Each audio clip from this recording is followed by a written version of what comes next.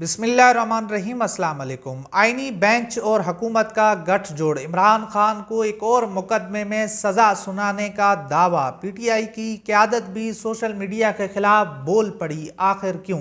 سب سے پہلے آپ کو بتاتے چلیں کہ عمران خان صاحب کے متعلق رانا ثناءاللہ نے بڑا دعویٰ کیا ہے۔ رانا ثناءاللہ حکومت کے ساتھ ساتھ نون لیگ کے مرکزی رہنما بھی ہیں۔ ان کی نواز شریف اور مریم نواز اور مقتدر حلقوں کے ساتھ بھی گٹھ جوڑ ہیں، قریبی رابطے ہیں۔ تو انہوں نے دعویٰ کیا ہے کہ عمران خان کو القادر ٹرسٹ کیس میں سزا سنائی جائے گی۔ تو یہاں پر یہ سوال پیدا ہوتا ہے کہ ان کو اس بات کا کیسے علم ہوا؟ ابھی تو وہ کیس ٹرائل کی اسٹیج کے اوپر ہے، ابھی تو اس کیس کا نہ فیصلہ محفوظ ہوا ہے، نہ ہی ابھی تک کوئی اس طرح کی جج کی طرف سے کوئی ایسے ریمارکس آئے ہیں جس سے یہ بات ثابت ہو کہ عمران خان صاحب اس کیس میں گلٹی ہیں یا عمران خان صاحب کو احتساب عدالت سزا سنانے جا رہی ہے۔ تو نون لیگ کے پاس یہ کیسے اطلاع آئی؟ نون لیگ کے پاس یہ کیسے انہوں نے دعویٰ کیا کہ عمران خان صاحب کو سزا سنائی جا سکتی ہے؟ حالانکہ 26ویں آئینی ترامیم کے بعد یہ بات حتمی ہے کہ اس وقت عدالتیں مفلوج بن کر رہ گئی ہیں۔ ججز وہ فیصلے نہیں سناتے، بلکہ ان کو لکھے لکھائے فیصلے آرڈرز دیے جاتے ہیں، ان کو بلیک میل کیا جاتا ہے، ان کو مجبور کیا جاتا ہے کہ آپ فلاں شخص کے خلاف فیصلہ دیں، آپ فلاں شخص کی ضمانت روک دیں، آپ فلاں شخص کو اتنے دن کے لیے ریمانڈ پر بھیج دیں۔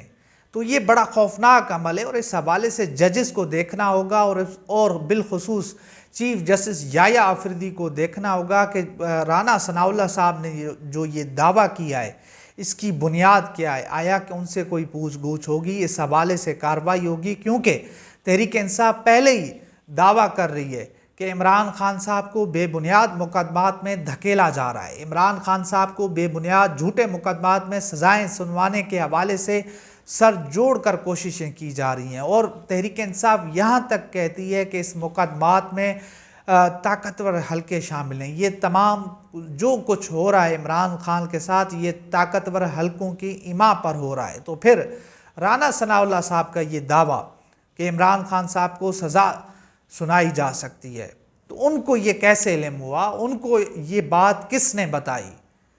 تو اس کی ضرور تفتیش ہونی چاہیے۔ اور اس کے ساتھ ساتھ آج آئینی بینچ کے جو سربراہ ہیں قاضی فائز عیسیٰ کے ہم پیالہ قاضی امین الدین خان صاحب، آج وہ ایکٹیو ہو گئے ہیں، متحرک ہو گئے ہیں۔ آج انہوں نے ایک اعلامیہ جاری کیا، اس اعلامیہ کے مطابق آئینی بینچ تشکیل دے دیا گیا ہے۔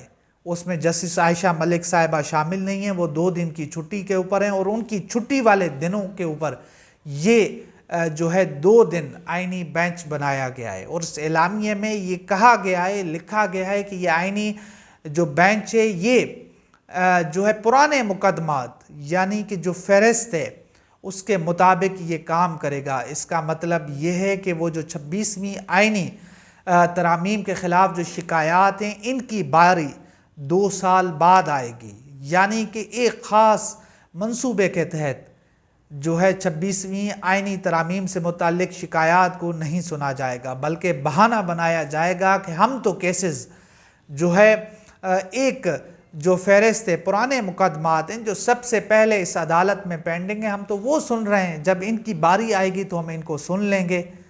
تو اس سے معلوم ہوتا ہے کہ یہ حکومت نے ایک خاص سوچے سمجھے منصوبے کے تحت یہ ایک آئینی بینچ لگایا، اور آئینی بینچ کی سربراہی اس شخص کو دی گئی جو یہ کہتا ہے کہ سپریم کورٹ آف پاکستان کے فیصلوں کو ماننا کوئی لازم نہیں ہے، کوئی واجب نہیں ہے، سپریم کورٹ آف پاکستان کے فیصلے اداروں کے اوپر بائنڈنگ نہیں ہے۔ تو یہ اس شخص کی سوچ ہے جس کو آئینی بینچ کا سربراہ بنایا گیا ہے۔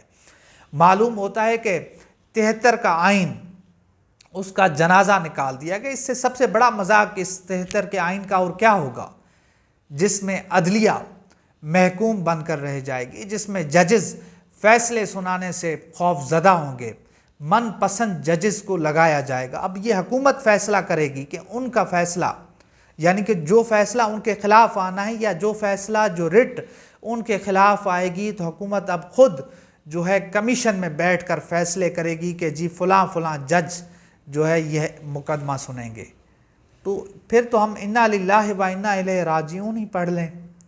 کیا اس طرح نظام چلے گا؟ کیا اس طرح سے عدلیہ کو چلایا جائے گا؟ تو اس حوالے سے چیف جسٹس یحییٰ آفریدی صاحب کو کھل کر جو ہے بولنا پڑے گا، ان کو یہ سمجھوتے یا مفاہمت سے نکلنا پڑے گا، ان کو جو ہے عدلیہ کی آزادی کے لیے ان آزاد ججز کے ساتھ کھڑا ہونا ہوگا۔